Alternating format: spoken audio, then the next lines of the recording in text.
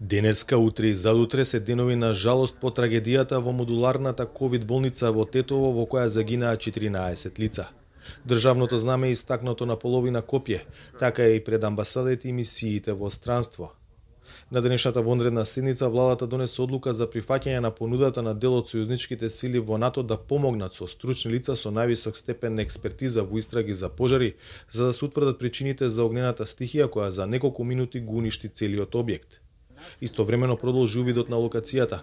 5 обвинители излегле на терена, издадена и наредба за обезбедување на снимките од видеонадзорот во и околу објектот.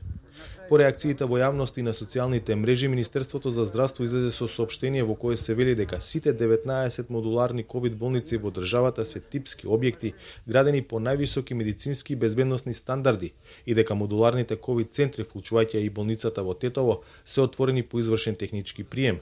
Министерството апелира да не се шпекулира со ваквите информации и да се сочекаат на одите на истрагата. Денеска во Тетово беше шефот на државата и тој повика да се почекаат резултатите на надлежните институции.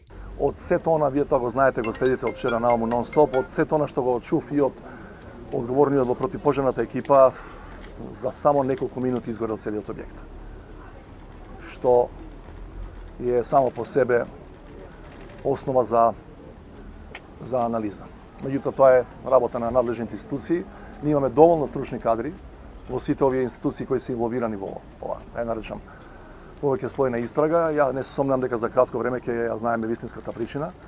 Ова што сакам да јавно да го кажам, во овој момент, до овој момент, бидејќи имаше и такви шпекулации, јас ова утро разговарав, например, со председателот на Словенија, Пахор, кој ме праша исто. Има различни шпекулации дека е можеби подметнато, дека има врска со 30 години независност, дека има некакви конспирации за тоа. До овој момент нема никаков индикатор дека ова е направено намерно со цел да се постигне некаква друга политичка цел. Натажена сум од страшните случувања во болницата во Тетово, сочувство до фамилиите на оние кои ги загубија животите, како и до оние кои се повредени, напиша на Твитер американската амбасадорка Кейт Брнс. Пораки стигна и од Брисел и од соседството. Нашите мисли се со тетовци утрово по трагичниот пожар во модуларната болница. Искрено сочувство до семејствата и пријателите на загинатите и најдобри желби за брзо закрепнување на повредените, порача амбасадорот на Европската унија во земјава Дейвид Гир. Тажен сум искршен од трагедијата со пожарот во ковид болницата во Тетово која однесе човечки животи. Нашето најискрено и најдлабоко сочувство до семејствата и блиските на загинатите, напиша на Твитер министрот за надворешни работи на Бугарија Светлан Стоев.